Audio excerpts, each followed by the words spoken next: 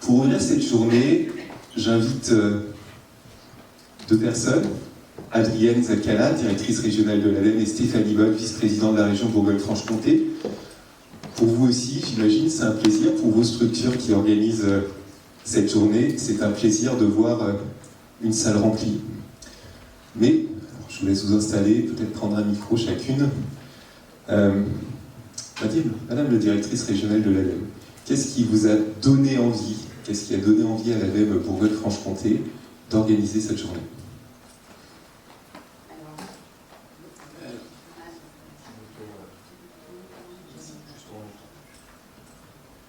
Allô? Oui, très bien. Oui, alors, évidemment, la sobriété.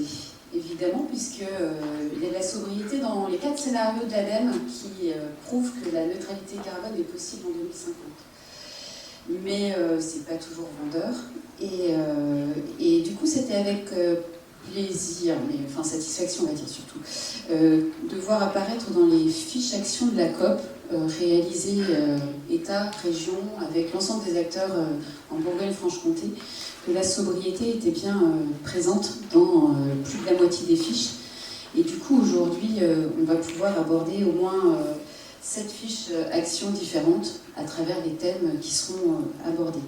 Donc, monsieur le préfet de région a validé l'existence et la préparation de cette journée. Voilà, on en était très satisfaits. Je voulais évidemment noter l'importance de faire cette journée avec les élus du territoire. On a choisi cette date du 28 août pour qu'ils puissent être là sans réserve et en parler librement. On est content que ça matche dans le cadre de notre réseau Élus pour Agir, c'était important. Et puis on en parlait en introduction tous les deux, Gaël, dire que la sobriété, c'est pas quelque chose qu'on est les seuls à envisager. La problématique de la matière sur la planète Terre, elle nous a été démontrée par Claudie Aigneret devant un parterre d'élus au Saunois il y a quelques mois, qui disait que d'ores et déjà la compétition internationale elle se passait sur d'autres planètes. Donc ça veut dire que des fois on se dit on est les seuls en France à parler de transition et pourquoi le reste de la planète n'y pense pas? En fait, si, tout le monde y pense, mais avec des moyens différents. Et moi ça m'avait vraiment choquée, j'étais pas la seule dans ce parterre au Saunois à me dire non mais c'est pas possible, on peut pas continuer comme ça quoi. On va pas aller sur d'autres planètes chercher les matières dont on a besoin. Merci. Stéphanie Boll, vous êtes vice-présidente à la région Bourgogne-Franche-Comté. Qu'est-ce qui a poussé la région Bourgogne-Franche-Comté à s'engager sur ce thème de la sobriété et à lancer cette journée? Bonjour, ça fonctionne? Merci. Bon. Bonjour à tous et à tous. Déjà, bienvenue à la région Bourgogne-Franche-Comté, puisque la Maison régionale de l'innovation fait partie de notre patrimoine. La sobriété, pourquoi cette thématique de sobriété? Ça a été déjà un peu dit par Adrienne, que je salue aussi, directrice de l'ADEME. Je crois qu'actuellement, il faut vraiment que cette thématique de sobriété, qui commence enfin à être dite, c'est-à-dire qu'il y a encore quelques années, à part quelques illuminés, la sobriété, c'était pas beau, c'était la décroissance, il fallait pas en parler, c'était quelque chose de totalement tabou. On y est maintenant, on a eu un été catastrophique, plein de points de vue. On a des océans qui sont bourrés de plastique. Nous croulons sous le textile. On a une grosse crise du textile actuellement en France. On a une crise des matières premières. Ça a été dit, on envisage même dans notre délire technosolutionnisme, qui peut être intéressant quand il est géré pour l'humain et par l'humain, pour aller chercher et continuer à piller allègrement. Nous avons un problème de dérèglement climatique qui maintenant est là. Faut être fou pour dire qu'il n'est pas là. Alors c'est vrai que vous, en pré-introduction, vous disiez que effectivement on n'était plus vraiment dans une logique actuellement de vent en poupe de l'écologie. Je pense qu'on est vraiment au cœur du problème qui fait qu'on ne peut, c'est soit on y est complètement et on est totalement à côté et on dit ça n'existe pas et ce qui n'existe pas, du coup on le dénie. Soit on est dans la réalité, dans le dur, et c'est ce qui va être démontré aujourd'hui, j'espère, c'est que en étant dans le dur, en parlant de la sobriété, d'une certaine décroissance, de changement de notre vie, de consommation, effectivement, on peut réussir sur notre planète Terre à rendre un avenir vivable à nos enfants et petits-enfants. Très bien, c'est posé. Qu'est-ce que vous faites à la région Bourgogne-Franche-Comté en faveur de la sobriété? Alors, nous avons un triptyque à la région qui est donc notre scénario région énergie positive dans le cadre de notre schéma régional d'aménagement du territoire, qui s'appelle le SRADET, dans lequel ce triptyque c'est sobriété, efficacité et énergie de substitution, ENR quand on parle d'énergie. Nous agissons beaucoup sur les volets efficacité. Nous avons fait beaucoup de travaux, notamment sur notre propre patrimoine, puisque je vous rappelle, nous sommes en charge des lycées. Nous agissons sur la mobilité, même si effectivement ce n'est pas un long fleuve tranquille, en promouvant bien évidemment les transports en commun que sont les TER et le réseau Mobigo de transport en car quand il n'y a pas de ligne de chemin de fer. Et puis la crise de l'énergie nous a poussé aussi à vraiment aller maintenant sur la sobriété. Et en cumulant efficacité, éco-gestes, rationalisation aussi de l'utilisation des espaces, nous avons réussi, finalement sans trop d'impact financier, à réduire de 15% la consommation énergétique à l'échelle de la région, de notre patrimoine. Donc vous voyez, ne serait-ce que par des éco-gestes, en se disant est-ce que c'est vraiment utile, même si c'est discuté, parce qu'il y a toujours des personnes qui disent moi entre Noël et jour de l'an je viens travailler, donc je veux avoir mon bureau, mais en rationalisant aussi les espaces, de se dire on peut, ne serait-ce que par ça. Après, on a tout ce qu'on fait aussi sur la question de l'eau, avec les lycées encore une fois, tout ce que nous faisons dans le terme de l'aménagement du territoire, en accompagnant les territoires, notamment les territoires pilotes, on va avoir des beaux exemples aujourd'hui aussi. Donc voilà, il y a tout un panel de solutions, et le gaspillage alimentaire aussi, qui me tient à cœur, qui tient à cœur aussi à la présidente de région et à l'ensemble de l'exécutif, puisque dans les lycées, nous avons aussi toute la restauration scolaire et qu'on sait que la clé de réduire au maximum le gaspillage alimentaire permet de donner une alimentation de qualité. Selon vous, en tant qu'élu, est-ce que la région en fait assez aujourd'hui sur la sobriété? Clairement non. Clairement non, parce qu'il faut vraiment qu'on change de paradigme. On travaille vraiment en transversalité dans la région. D'ailleurs, moi, c'est la transition écologique à mon mandat, donc je travaille beaucoup avec l'ensemble de mes collègues. Et je crois que c'est parce que, c'est ce que je disais tout à l'heure, ce thème de sobriété a longtemps fait peur. Il a longtemps fait peur, sauf qu'il faut absolument que nous changions nos modes de vie, nos modes de consommation. Et très sincèrement, jusqu'à preuve du contraire, nous vivons une partie de la population, en tout cas en Europe notamment et dans le monde occidental, nous avons un niveau de vie élevé. Voilà. Notamment quand on compare par rapport au reste de la planète, là il n'y a pas photo, c'est un niveau de vie très élevé. Est-ce que les gens sont heureux pour autant? Bon, pas spécialement. Est-ce que les gens ont besoin d'accumuler? Non. Surtout quand on voit qu'une partie, par contre, grandissante de la population, on va voir la rentrée étudiante, il y a des étudiants qui mangent une fois par jour, d'accord, qui sont obligés d'aller au Resto du Cœur maintenant ou d'avoir affaire à des épiceries solidaires. Donc on marche vraiment sur la tête, une partie on gaspille, on en retrouve partout. Je m'occupe de l'économie circulaire, j'ai eu l'occasion, et moi je pense qu'un électrochoc nécessaire, ça serait aussi d'emmener régulièrement des citoyens sur les déchetteries et les centres de gestion de tri et d'incinération, etc., pour se rendre compte du volume mais complètement hallucinant de ce qu'on jette. C'est incroyable de vivre dans une société dans laquelle une partie de la population a faim, ne peut pas se chauffer, et d'un autre côté, voilà. Donc moi je pense qu'effectivement, on ne va pas se mentir, une partie de la population, les classes moyennes supérieures, vont devoir accepter de vivre plus sobrement pour permettre une meilleure répartition des richesses. Et je ne serai pas plus long, mais je finirai quand même par ce que nous avons organisé en région Bourgogne-Franche-Comté. D'ailleurs, je salue l'ensemble du personnel de la région Bourgogne-Franche-Comté présent aujourd'hui, qui accompagne les politiques dans leur mission. C'est l'organisation d'une convention citoyenne pour le climat et la biodiversité, dans lequel en fait on avait un panel vraiment de personnes qui n'étaient pas du tout, parfois très très éloignées de ces thématiques-là. On les a fait travailler, on leur a expliqué des enjeux, nous avons des scientifiques qui sont expliqués, et au bout de ces sessions-là, ils nous ont dit oui, banco, effectivement, on marche sur la tête, nous sommes prêts. Si effectivement il y a un accompagnement, par contre, il faut un accompagnement du politique à tous les échelons, pour que nous puissions changer nos modes de vie, nos modes de consommation. Donc, je terminerai par ça. Il va falloir aussi sortir de notre cercle de... on est convaincus, nous sommes des convaincus. Il va falloir maintenant aller vers la population globale pour leur dire que ce n'est pas la décroissance subie, ce n'est pas un gros mot, c'est quelque chose où on pourra vivre d'autant mieux si effectivement on accepte de sortir de cette société de surconsommation. Merci. Côté ADEME, qu'est-ce qu'on fait pour la sobriété en Bourgogne-Franche-Comté? Alors on fait déjà un partenariat avec FME depuis quelques années, en lien avec la région, hein, tous les trois ensemble, sur un partenariat transition, action, sur la thématique de la sobriété et du low-tech. L'an dernier, on s'est rencontrés ici pour lancer une action sur la low-tech et des réflexions en lien. Les aides sont de plus en plus conditionnées. C'était déjà le cas. Hein. L'ADEME, c'était quand même maîtrise de l'énergie. Hein. Donc voilà, il y avait quand même la notion historique post-choc pétrolier de la maîtrise, évidemment. Aujourd'hui, il y a l'intégration de plus en plus dans les référentiels territoires engagés de transition écologique, de la sobriété. On en parlait tout à l'heure, elle connaît bien le sujet. De plus en plus, la sobriété intégrée de façon transversale, puisque c'est des outils de pilotage transversaux.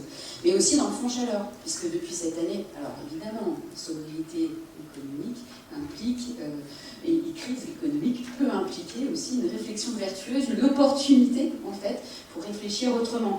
Et donc on a mis en place par exemple des prix planchers de la chaleur. Il n'y avait pas ça jusqu'à présent dans nos référentiels d'aide. L'idée, c'était pas que la chaleur soit trop peu chère pour impliquer une prise de conscience sur l'usager directement. Mais aussi le raccordement au réseau existant pour ne pas faire d'outils de production, pas mettre en place des outils de production complémentaires quand en fait, sur le territoire, les outils existent. Donc en fait, c'est des choses assez basiques et sur lesquels il faut que chacun prenne conscience qu'il peut agir. Et donc, dans nos accompagnements, de plus en plus, vous verrez qu'on vous rappelle à l'ordre, si besoin, sur la sobriété qui doit être au centre de nos préoccupations quotidiennes. Alors, on entend que les institutions que vous représentez s'engagent sur la sobriété. J'ai une question plus personnelle. Quelle est votre expérience à vous en matière de sobriété? Je dirais bien que la sobriété, c'est depuis toujours, hein, dans mes missions d'ingénieur bâtiment au début, de responsable des services techniques progressivement. Quand on fait du bâtiment, la question de base, c'est quels sont mes besoins, parce que c'est toujours facile de se dire j'ai besoin de faire une salle de sport, une salle de spectacle, une piscine, et puis encore une zone bien-être ailleurs. Ben non, au bout d'un moment, il y a la sobriété foncière, il y a la sobriété économique, voilà, comment on va financer tout ça. Donc depuis toujours en fait, et de plus en plus, je me suis fait la réflexion que mon boulot c'était ça, c'était de regarder quel était le besoin et de l'ajuster le plus possible. Alors après vient la discussion avec les politiques, comment on fait pour vendre ça, comment on fait pour faire du multi-usage, comment on fait pour accueillir, pour embarquer le citoyen et l'usager final dans cette dynamique-là. Dernièrement, et c'est pour ça que je parlais de crises qui peuvent être une opportunité, pendant la crise du Covid, là où j'étais à l'époque à Clermont, on a développé des pistes cyclables provisoires avec très peu de moyens et en un temps éclair. Et on va dire que l'urbanisme transitoire, c'est vraiment quelque chose d'intéressant. Ça permet l'expérimentation. Il y aura peut-être des expériences qui vous seront relatées dans la journée, mais à moindre coût, démontrer que l'usage, et comme la piétonisation, par des actions transitoires, comme on fait le challenge de la mobilité sur un temps donné, sur une semaine, montrer que c'est possible et que ça a des avantages. Voilà, rien de tel que l'expérimentation. Et vous, Stéphanie Maud, en quelques mots, votre expérience professionnelle ou personnelle de la sobriété? Alors, en préparant, c'est vrai, cette intervention, je vous expliquais effectivement, donc moi, dans mes pratiques personnelles, c'est vrai que l'exemplarité est vraiment extrêmement importante. Je pense qu'en tant que politique, on se doit d'être exemplaire. C'est pas toujours simple, hein, mais donc je racontais l'anecdote, effectivement, pas de gaspillage alimentaire à la maison, donc je vous dis pas un peu la soupe à la grimace comme pour la 3e fois je ressers le même plat, surtout quand c'est moi qui le cuisine. Voilà, donc ça c'était... Voilà, c'est du vécu, ouais, c'est pareil, voilà. Mais bon, c'est comme ça. Donc plus sérieusement, donc il y a des pratiques personnelles. Je vous disais aussi que j'ai fait bilan carbone justement à ADEME, et quand on fait ça, y compris quand on pense avoir un comportement vertueux, on se rend compte vraiment à quel point on n'est pas la cible. Voilà. Après, dans ma pratique professionnelle d'élu, c'est une préoccupation tous les jours. C'est effectivement de quoi on a vraiment besoin. Est-ce que c'est vraiment nécessaire de construire? Est-ce que c'est vraiment nécessaire de faire toujours plus? Parfois c'est nécessaire, mais comment on peut réfléchir justement toujours à cette question de sobriété? Et pour l'ensemble des politiques qui sont dans cette salle et des services qui les accompagnent, on sait bien qu'aujourd'hui, de toute façon, on est dans une situation géopolitique très tendue, financière extrêmement tendue, et que pour ne pas subir, il faut prendre les choses vraiment en main en amont et se dire comment, avec des moyens moindres, parfois, alors je dis avec des guillemets, parce qu'encore une fois, il y a une partie de la population qui souffre et on n'est pas en état de pouvoir leur répondre. Mais parfois, d'avoir un peu moins nous oblige à changer de paradigme, à changer de comportement. Et à se dire vraiment est-ce qu'on en a besoin et comment on peut le faire effectivement. Et on a toute cette politique aussi du réemploi, et je terminerai là-dessus, du réemploi notamment dans le secteur du bâtiment qui est extrêmement important, mais pas que, de tout ce qui est l'économie circulaire, sur lequel vraiment c'est un vrai levier aussi pour l'économie dite classique. Je salue l'agence économique régionale qui est là aujourd'hui. Il faut vraiment que nous réfléchissions ensemble, et une grande partie des entreprises, pas tous, quand j'entends certains propos, mais qui sont prêts maintenant à se dire effectivement comment nous allons travailler autrement pour produire de la richesse sur nos territoires, pour sauver nos emplois localement, sans détruire la planète, et en ayant effectivement. Donc c'est encore une fois, je termine vraiment là-dessus, changement de mode de vie, changement de mode de consommation, sans aucun effet négatif sur notre qualité de vie, bien au contraire. Dernière question, votre principale attente pour la journée? C'est que ressortent de cette journée des pistes déjà, donc la salle est pleine, je pense qu'effectivement on va voir pour renouveler, parce que j'ai appris aussi que c'était vraiment la première journée sobriété en tant que telle, donc je n'ai pas salué aussi FNE, donc je salue là aussi l'occasion.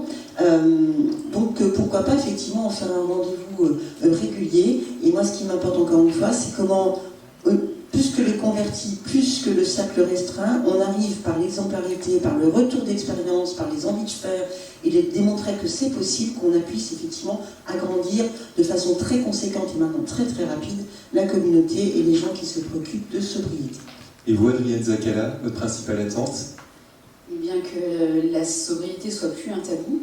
Et voilà, c'est une vraie question d'ailleurs qu'on s'était posée avec notre nouveau président, enfin il y a 2 ans et demi, Sylvain Wasserman.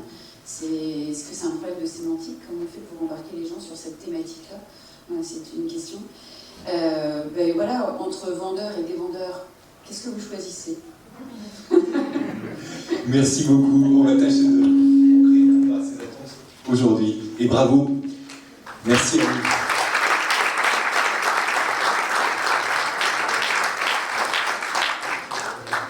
Alors nous avons 3 institutions organisatrices qui ont confié à Dominique, Mathilde, Frédéric l'organisation de cette journée sur la sobriété.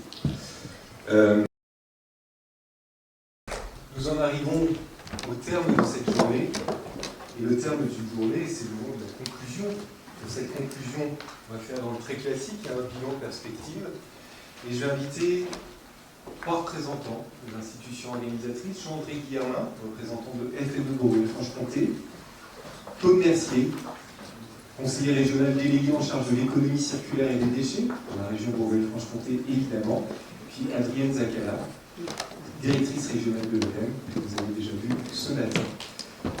En vous posant à chacun 2 questions simples et en vous invitant à un exercice difficile, qui est celui de la synthèse, en quelques mots, vous allez avoir tous les 3 2 minutes pour vous nous dire, au fond, quel est le bilan, qu'est-ce que vous retenez d'important de cette journée et quelles perspectives vous souhaitez dresser pour la suite. Jean-André, on commence avec vous. Bien, c'était une journée très, très, très riche, et déjà merci à tous les organisateurs, parce que c'était pas moi personnellement, je ne me suis pas ennuyé une seule seconde, ça va me servir dans le futur. Donc déjà, première chose, on ne s'ennuie pas avec la sobriété. Non, du tout.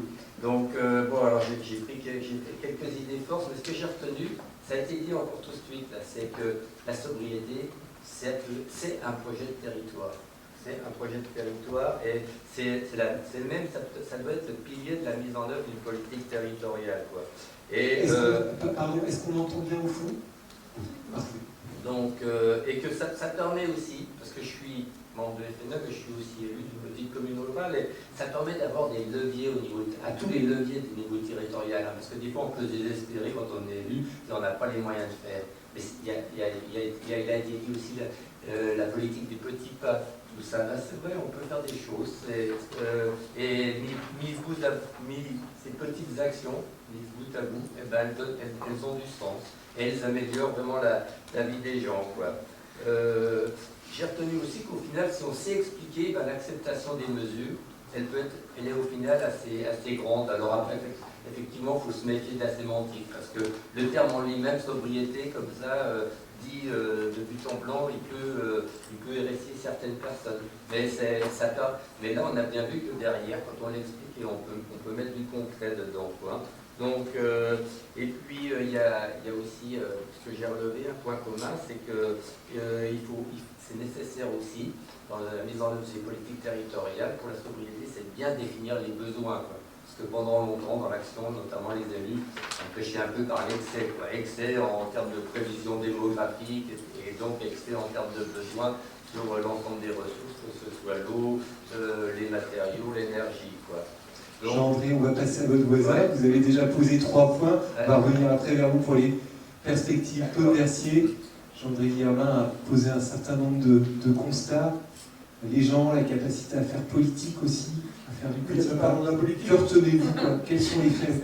Un petit peu de politique, je pense que d'ailleurs ma collègue avait introduit cette journée en disant un langue de bois, et on essaye de discuter au fond entre nous, savoir quelles sont les décisions, comment on va prendre les décisions qui s'imposent maintenant. Moi je retiens qu'il y avait du beau monde, quand il y avait du beau monde, il y a des gens impliqués, je rejoins ce qui est dit par les uns par les autres, il y a des gens qui essayent de traduire là où ils sont, on n'est pas tous au même endroit, il y a des élus, il y a d'autres qui sont plutôt dans des services, d'autres dans des associations, on ne les oublie pas, elles étaient peut-être pas là, on pourrait imaginer que dans d'autres circonstances, elles aient la parole en tant que telles. De la même manière, d'ailleurs, qu'il m'est venu à l'esprit qu'on aurait pu avoir, non pas forcément pour qu'ils prennent la parole, mais pour qu'ils les écoutent et nous rendent compte après, des scientifiques, je dis comme ça, des gens qui observent, il y a des tas de gens, et on voit bien, heureusement, ils nous écrivent un certain nombre de choses sur ce qui est en train de se passer autour de nous.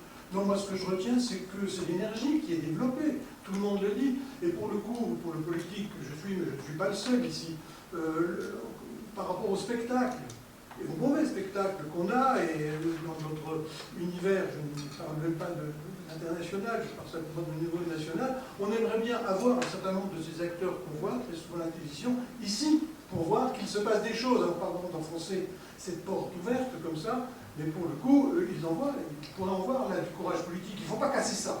C'est ça que j'ai envie qu'on fasse remonter, plutôt, c'est que le politique que je suis, il va le faire à l'échelle qui est la sienne, il va essayer de prendre des décisions. J'en profite d'ailleurs pour faire un petit ajout à ce qui était dit. C'est quoi le courage politique? C'est par rapport à l'opinion, c'est par rapport à ses adversaires politiques, mais quelquefois, ce qui est arrivé à notre collègue Alpi, c'est contre ses propres amis. Il faut savoir avoir le courage, par exemple dans la décision prise d'un établi, de dire c'est contre une idée reçue qui était aussi largement dans les rangs auxquels il appartenait. Alors, sobriété, battons-nous sur les mots, et pas seulement les scientifiques, nous essayons de faire vivre ce mot-là. Les mots, ils perdent, ils changent, ils évoluent. Regardez, durable, combien de temps c'est entre casser les oreilles les uns les autres, les écolos, les militants, pour savoir s'il fallait prendre durable ou soutenable. Mais tant mieux si les mots continuent à vivre leur vie, il y en aura peut-être d'autres qui vont venir les changer. Il y en a un qu'on n'a pas employé, on a parlé autrefois de savoir s'il y a des productivistes et puis des non-productivistes. Moi j'ai vécu, c'était ma génération, et encore maintenant c'est vrai, même dans les rapprochements politiques qui peuvent se faire, on essaye de savoir un petit peu où on en est, on a quelque chose qui nous est interrogé, la question que vous vous posez, de savoir si vraiment le changement de modèle que beaucoup ont évolué ici, ne se heurte pas à l'idée que pour le coup on s'habitue un petit peu, c'est ce que nous ont dit les amis de Motorolz, ou même notre collègue qui pourtant nous a boosté un petit peu le séquestre, là, du séquestre. Il ne faut pas s'installer dans quelque chose qui serait une gestion d'une écologie. Alors, elle est tout à fait noble, il y a d'ailleurs des lanceurs d'alerte, et puis il y a des gens qui expérimentent, mais il y a vraiment un dossier qui domine, qui va dominer tous les autres, et notre force sera, j'anticipe sur ce qu'on devra donner comme proposition, de ces interactions, de cette mutualisation. Quelqu'un a souligné que le mot intéressait beaucoup, moi aussi, cette solidarité, on avait tout dit, ça veut dire que ça sont des modèles politiques en tant que tels, eh ben, elles vont ressurgir à travers ces questions que nous nous posons, que vous vous posez, que vous essayez de transcrire très clairement dans des actions authentiques, sincères et authentiques. Merci. Adrienne Zakala, votre attente pour la journée, c'était qu'on clarifie la sémantique. Il n'y avait pas que ça, c'était aussi qu'on parle sans tabou de sobriété. Je pense qu'on a réussi. Alors on a parlé de sémantique en effet, mais on s'est dit que c'était pas une fin en soi. On peut ou pas parler de sobriété. Le tout c'est d'en faire en fait. Et je retiens beaucoup de fierté en fait des expériences menées par les uns et par les autres sur vos territoires. On a essayé d'avoir un maximum de territoires bourguignons-franc-comtois avec nous aujourd'hui, même si on avait quelques autres territoires, des fois qui sont un peu plus poil à gratter. La distance permet aussi des fois plus de poil à gratter. Mais beaucoup de fierté aussi des habitants qui habitent sur ces territoires, même si, oui, évidemment, il ne faut pas opposer, mais qu'il y a des décisions à prendre. Ça a été bien expliqué sur Métabier, par exemple, et qu'il faut malgré tout avancer avec ces décisions. Ces décisions, elles sont liées aussi au phénomène d'adaptation, hein, enfin, la nécessité d'adapter nos territoires. C'est en soi un objectif. On a beaucoup et on continue à essayer d'atténuer le changement climatique, mais il faut de toute manière adapter nos territoires. Merci.